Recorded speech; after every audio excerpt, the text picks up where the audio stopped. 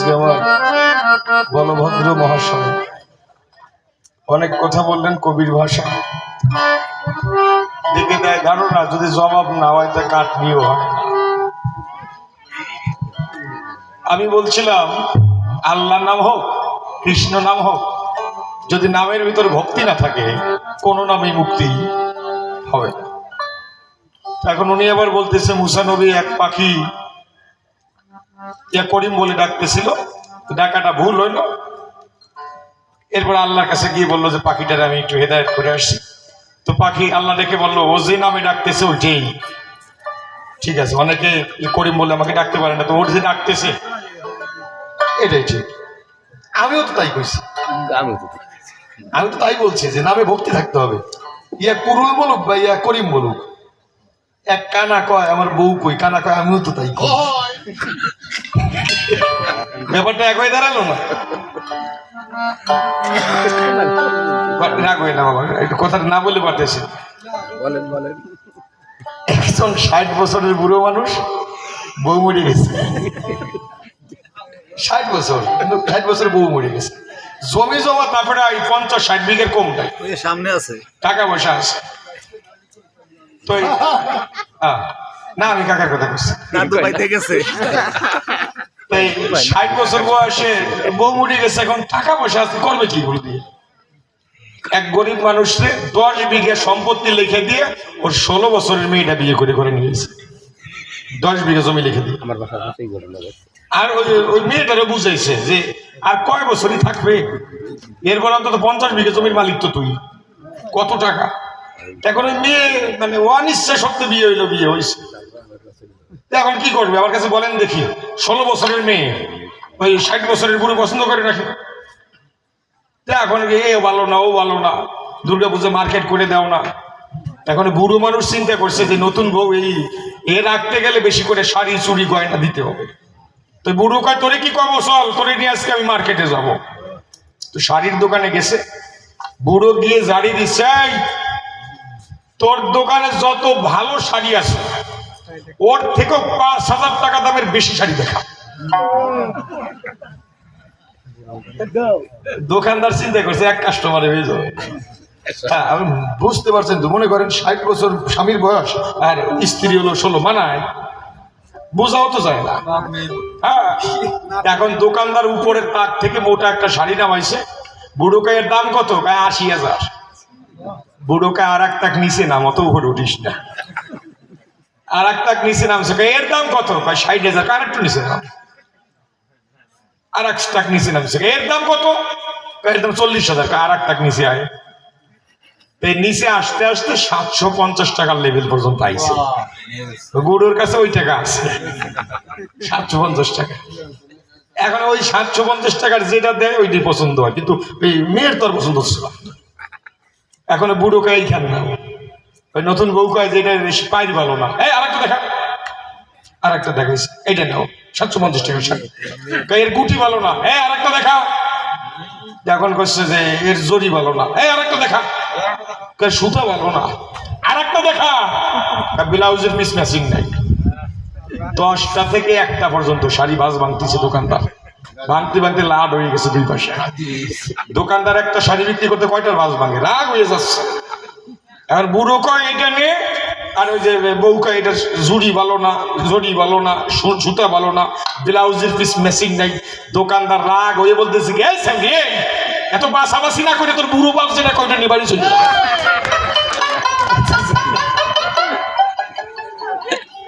আমি যা কই এই বাপ যা কয় তা নিয়ে বাড়ি যাও, অত পেশাই না।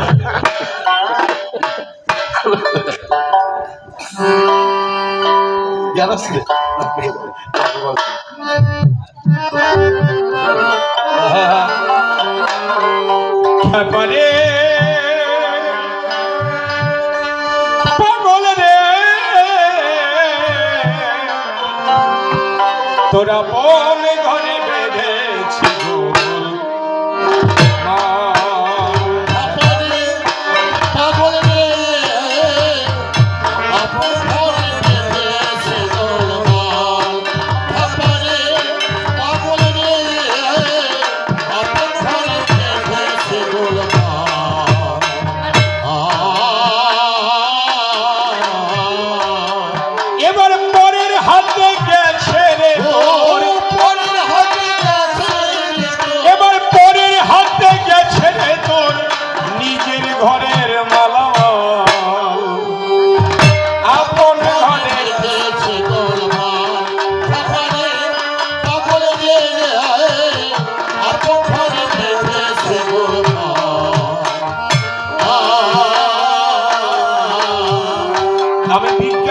খারাপ বলছি বলে উনি একবার তেলে বেগুনে জ্বলে উঠছে। হ্যাঁ, কারণ মোবাইল ছাড়া তোমার ওনাকে বাদ নাই। বাস্তব কথা, বিজ্ঞানে কিচ্ছু ঘটে না, তারটাও কিচ্ছু ঘটে না। আপনারা সবাই সাধক বামা খেপার নাম শুনেছেন। বামা খেপা, বামা খেপা তখন মায়ের পুজো দিচ্ছে মালদায়, ভারতে মালদা।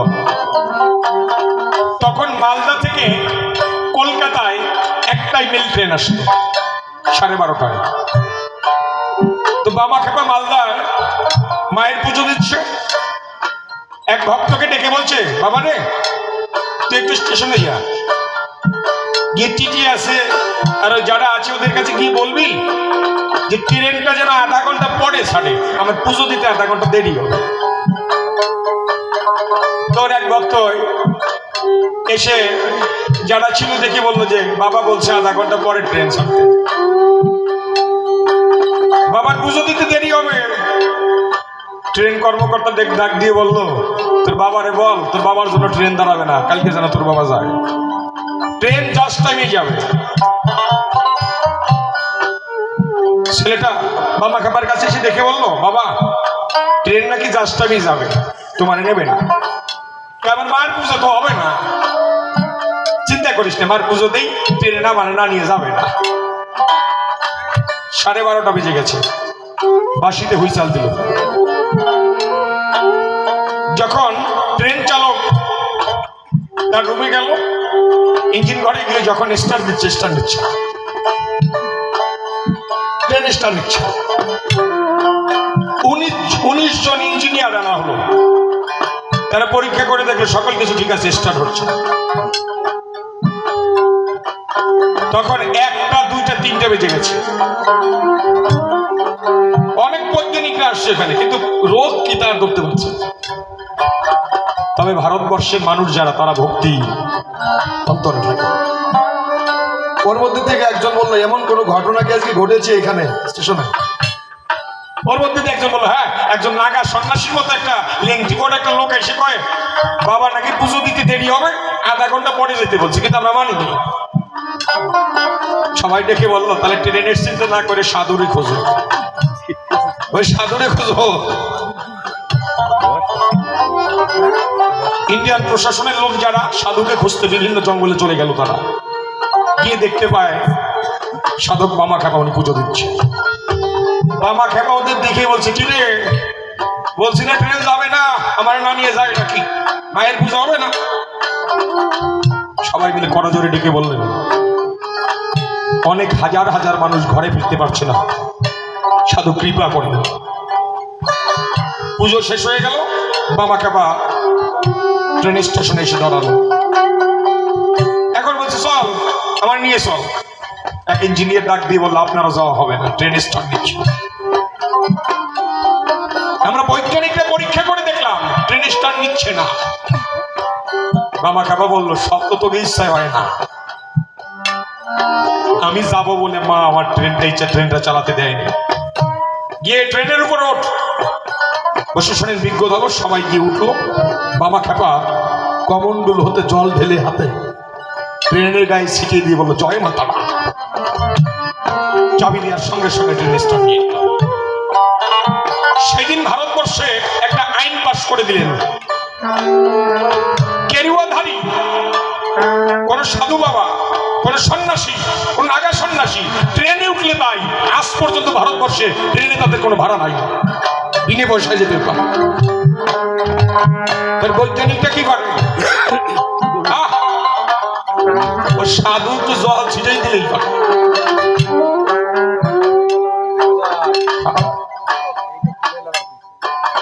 এইটা ওর বাবা বানাইছে।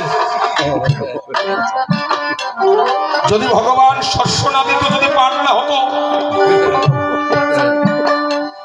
বৈজ্ঞানিক পারে কি এর সঙ্গে এটা মিশে টিশে একটু আমি নতুন কিছু, যদি পান না থাকতো ওরা কল দিয়ে কি করতো? তবে একটা কথা বলেছে যে তুমি মাকে খেতে দাও না। বাবা তুমি জানো না, সত্য প্রকাশী যখন গৌরাঙ্গ মহাপ্রভু সন্ন্যাস নিয়ে চলে গেল, শান্তিপুরে ফিরে এলো। শান্তিপুরে ঘুরে আসার পরে নিত্যানন্দ মনে মনে চিন্তা করে এক কাজ করি, মাকে প্রিয়াকে নিয়ে আসবো, সকালবেলায় মুখ দেখাই তার সন্ন্যাসটা প্রভু ভেঙে দেব। সকালবেলা যখন রওনা করে গৌরাঙ্গ মহাপ্রভু ডাক দিয়ে বলে, অবধ ও অবধ, মাকে নিয়ে এসো, কিন্তু প্রিয়াকে এনো না।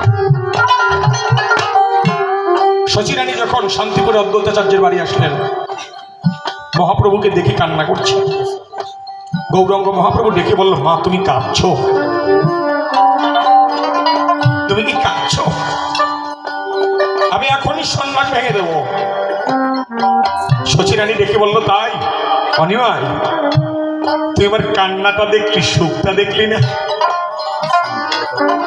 এ আমার দুঃখের কান্না না, এবার সুখের কান্না। কেননা সেই পর্যন্ত একটা বংশ মুক্তি পায় না যেই পর্যন্ত একটা বংশে কৃষ্ণ ভক্ত সন্তান জন্মগ্রহণ না করে। তুই তো সন্ন্যাস ভেঙে দিতে যাচ্ছিস, সেই কথা কখনো মুখেও বলবি না। সন্ন্যাস নিয়ে যদি কেউ সন্ন্যাস ভেঙে দেয়, তার 21 পুরুষ পর্যন্ত নরকে যাবে। আর সন্ন্যাস নিয়ে সন্ন্যাস রক্ষা করে 14 পুরুষ পর্যন্ত স্বর্গে যায়। কি বলবো তোরে? সন্ন্যাস ভাঙিস না। তো শোন রে, তুই কাঁদবি দেশ বিদেশে, আমি কাঁদবো ঘরে বসে। দুইজনের কান্নার শেষে হবে এক নদীর বান। তুই মানুষের দাঁড়ে দাঁড়িয়ে গিয়ে কলিজীবের উদ্ধারের তরে সবাইকে শিখিয়ে দিবি হরিমন্ত্রের গান। গৌরাঙ্গ মহাপ্রভু ডাক দিয়ে বলল, ওমা এত ত্যাগ আমার জন্য, তুমি এত ত্যাগ করতে পারো? তো তুমি যদি ত্যাগ করতে পারো, তা আমিও ত্যাগ করতে পারি। কি ত্যাগ করতে পারি? বাবা তুমি বাড়ি যাও, বাড়ি চলে যাও। তুমি বাড়ি যাওয়ার পরে তোমার কাছে প্রকাশী, তুমি তো জানো আমি কি কি খেতে ভালোবাসি। আমি যা যা খেতে ভালোবাসি তুমি তা রান্না করে প্রতিদিন নিয়ে যাবে মন্দির ঘরে। মন্দির ঘরে গিয়ে যখন নিমাই বলে ডাকে দেবে, আমার তোমাকে কথা দিলাম, আমি সব দূরে থাকি, সেখানে থাকি, আমি প্রতিদিন এসে তোমার কোলে বসে অন্তরে আছে ভাবো তুমি আমাকে খাওয়াবে, তোমার হাতে আমি খেয়ে যাবো।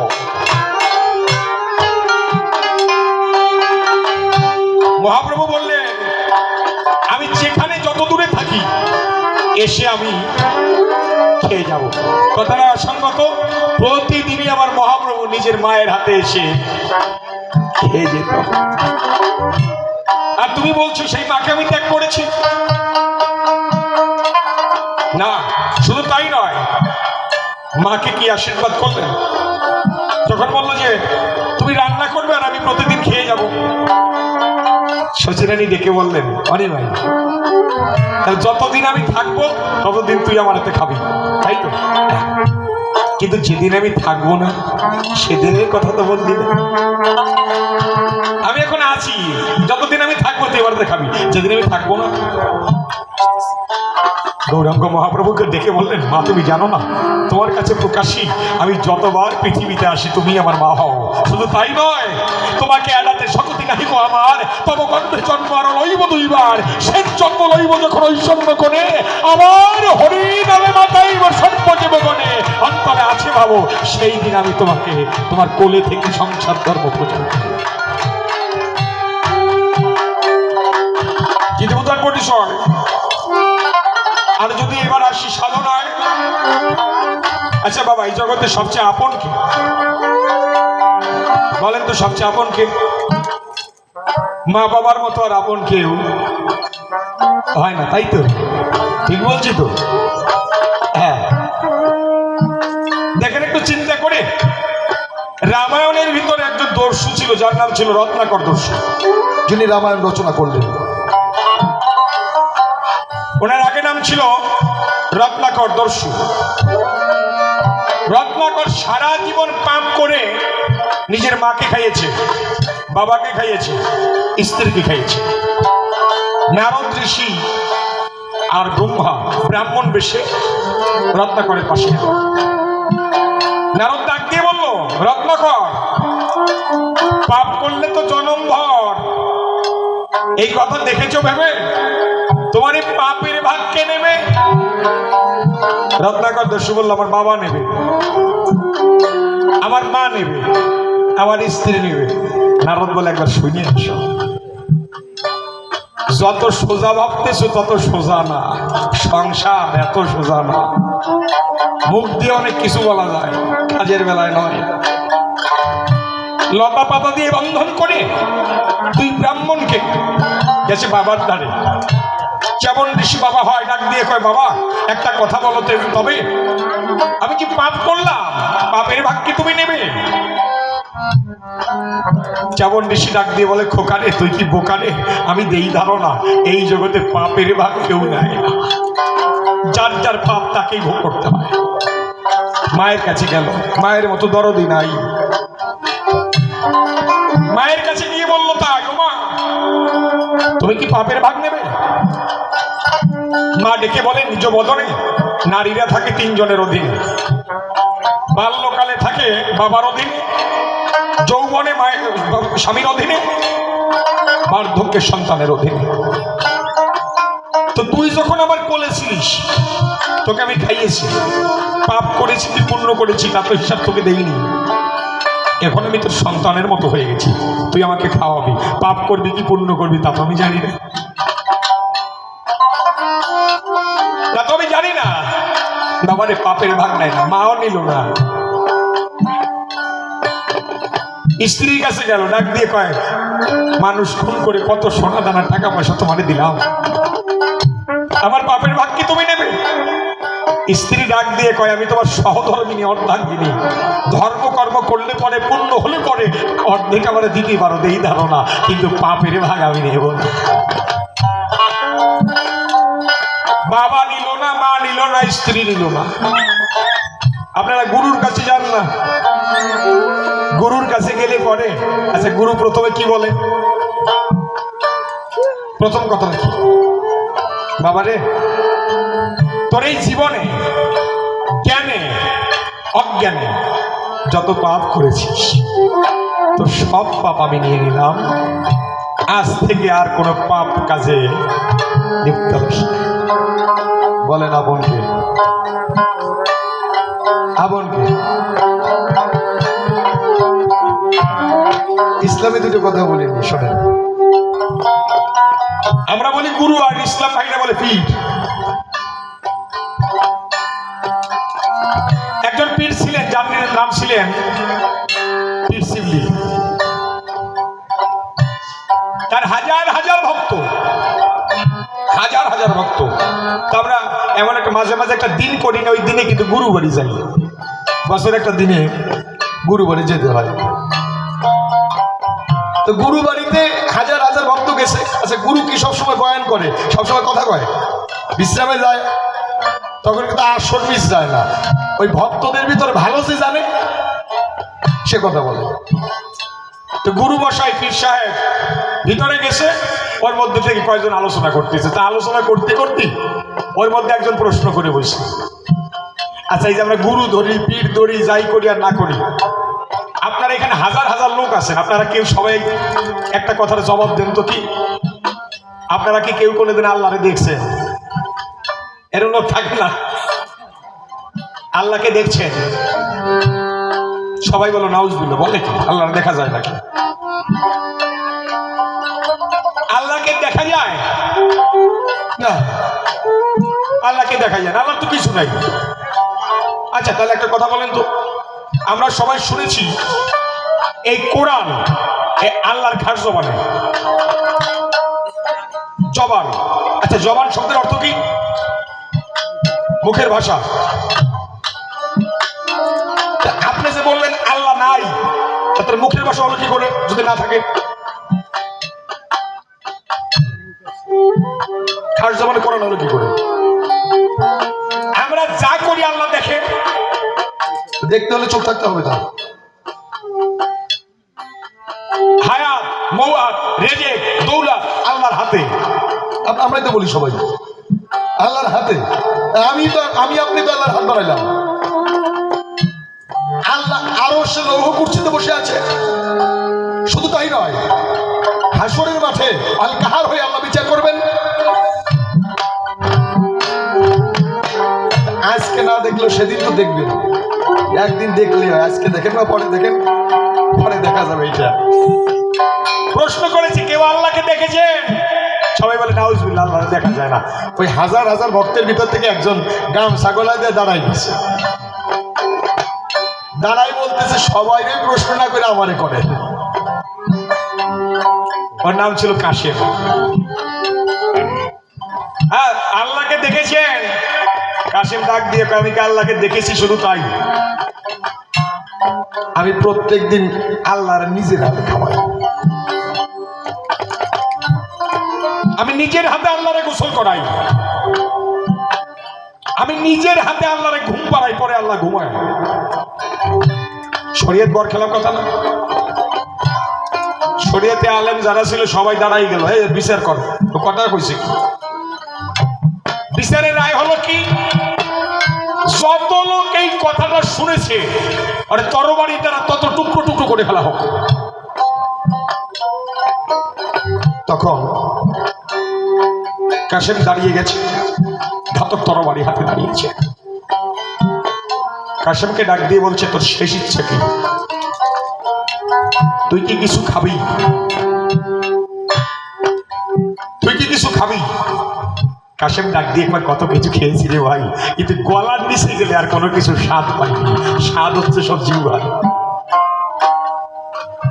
কাউকে দেখতে ইচ্ছা করে।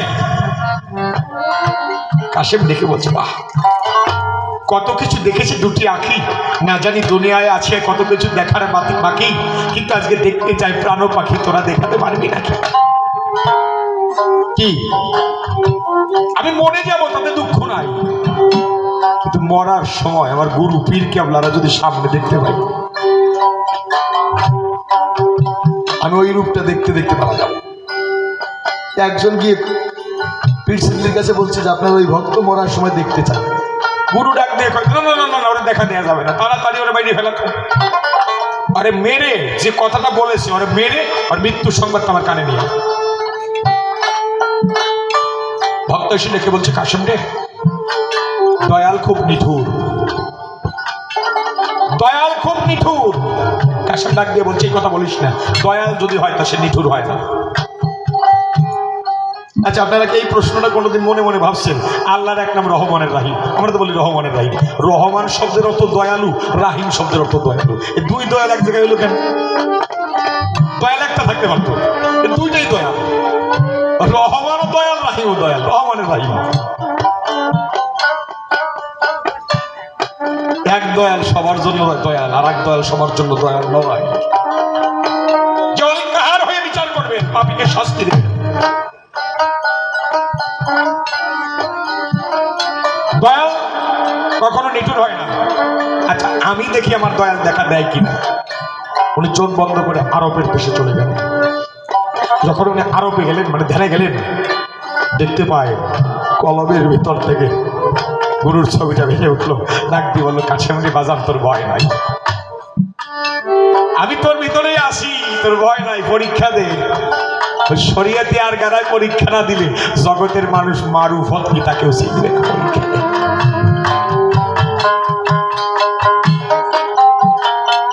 তাকাইয়ে হেসে দিয়ে বলছে ঘাতকের, ঘাতক ভাইরে, তরবারি দিয়ে না জানি কোথায় কোপ দিবি আমি জানি না। ঘাড়েও দিতে পারিস, গলায়ও দিতে পারিস, বুকেও দিতে পারিস, কোথায় দিবি আমি জানি না। তবে শোন, প্রথম কোপটা আমার ঘাড়ে দিস বা গলায় দিস, বুকে কিন্তু দিস। কেন? এইমাত্র চোখ বন্ধ করে দেখলাম আমার দয়ালের ছবিটা বুকে ভেসে উঠেছে। আমার ঘাড়ে কোপ দিলে দ্বিখণ্ডিত হয়ে মারা যাব, কিন্তু বুকে কোপ দিলে মারা যাওয়ার আগে দয়ালের গায়ে যদি লেগে যায়, এটা আমি সত্য করব। ৯,৯৯৯ টুকরো করা হয়েছিল কাশেমকে। ওই গোস্তগুলো নিয়ে জলে ফেলে দিল নদীতে। ঢেউয়ের সঙ্গে দুলে দুলে আবার একত্রিত হয়ে গেল। জলের উপরে বসে আমার কাশেম যেইভাবে জিকির করে, আল্লাহ জিবরাইল ফেরেশতাকে ডাক দিয়ে বলছে জিবরাইল, ওরে উঠেই নিয়ে, ওরে উঠেই নিয়ে। জিবরাইল এসে কাশেমের কাছে ডেকে বলছে কাশেম রে, আল্লাহ তোকে নিয়ে যেতে বলেছে।